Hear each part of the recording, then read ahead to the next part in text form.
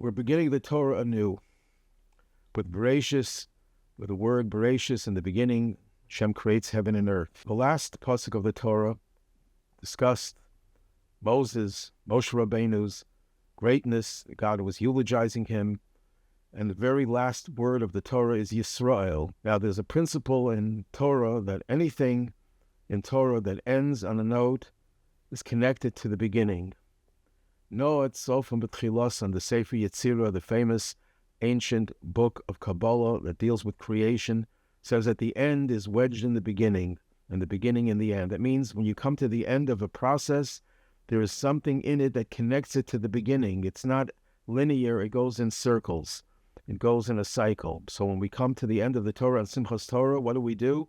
We start the Torah anew. That tells us that there's a connection between the last word, Yisrael, and the first word, which is Bereishit. And the connection is very clear. Rashi says on the word Bereishit that it doesn't mean in the beginning.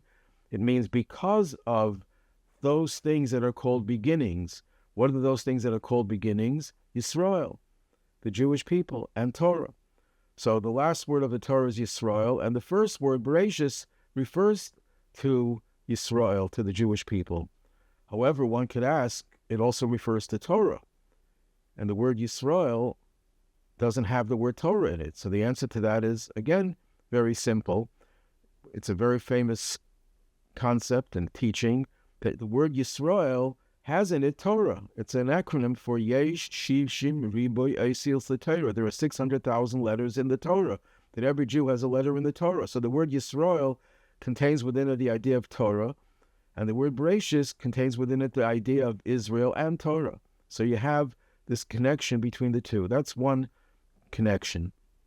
Another connection, when Moshe Rabbeinu received the tablets, and he descended, and he saw the people worshiping the golden calf, Moshe Rabbeinu shattered the tablets. So there's a medrash that says that Moshe Rabbeinu saw the people. He realized that if he gives them the tablets, that would reinforce their relationship with God as a marriage, and the worshiping of the golden calf would be a breach of that marriage, and that would lead them to their destruction.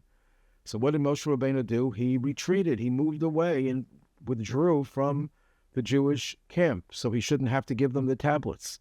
When the elders saw Moshe leaving, they realized that he's not going to give them the tablets, so they ran after him, and they seized one side, one end of the tablets, and Moshe Rabbeinu seized the other end, and they had a tug of war, and Moshe prevailed, and he shattered the tablets. What is going on over here? What kind of tug of war was going on? It sounds like a game. So one commentary explains that this was a philosophical debate.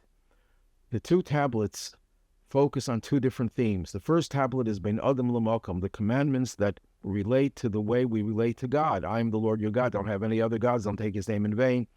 The second tablet is exclusively about the commandments between man and man. Don't commit murder, don't commit adultery, and so on.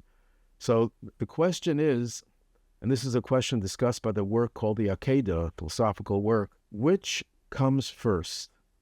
There were philosophers who said the first thing a person has to develop the right character traits, to be a mensch, to be a good, decent human being, and then you can introduce the concept of a God. Whereas the Chachamim, our sages, believe that no, it has to come first with a belief in God. If you don't believe in God and you base your morals and ethics on your own understanding, it's always possible that one day you wake up in the morning and you'll decide that your understanding was wrong, and now you have an overriding reason to commit one of these crimes. So you have to base it on the belief in one God.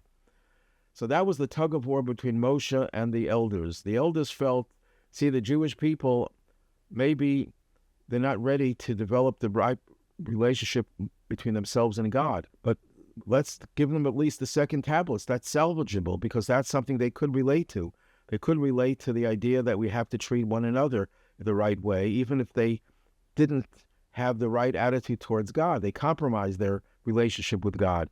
So they were holding on to one side of the tablet, saying that this is the most important tablet, and it takes precedence over the other tablet, and eventually it'll drag the other tablet along with it. People who have the right morals and the right ethics are sensitive people, and they'll realize one day that God is the true God, and we shouldn't compromise our relationship with God, because God is the source of our life, And just like we have to love our neighbor, we have to love God, who is certainly more, our neighbor and much more than that.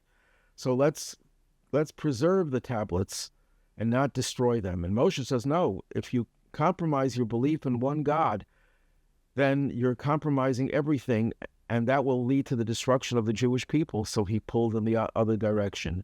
And that's the connection between the end of the Torah, which Rashi says portrays what Moshe did in the eyes of all of Israel. He shattered the tablets, that he prevailed. That's why Bereishit, in the beginning, what's the first thing? What's the most important thing? Shamayim, the heavens, the heavenly aspect of Judaism. That comes first, and then v'esa aretz, and then the earth, and the earthly aspects. Of course, we need both, and the two tablets, one was next to the other to tell us that Judaism is incomplete without the other, one without the other, but it has to be based on a belief in one God. And that's why the Rambam, Maimonides, when he concludes his Mishnah Torah, he says in the very last paragraph where he talks about the Messianic age, the Rambam says, in that time, there will be no longer any famine, there will be no wars, there will be no hatred, there will be no rivalry, because the whole world will be preoccupied. All the delights will be as abundant as the dust of the earth, and the whole world will be preoccupied exclusively with the knowledge of God. But the Rambam is trying to tell us that there are 2 points over here. Point number 1, there will be abundance of everything. If there'll be abundance of everything, then people will not have this desire for something that doesn't belong to them. There won't be any hatred. There won't be any wars. That'll be over.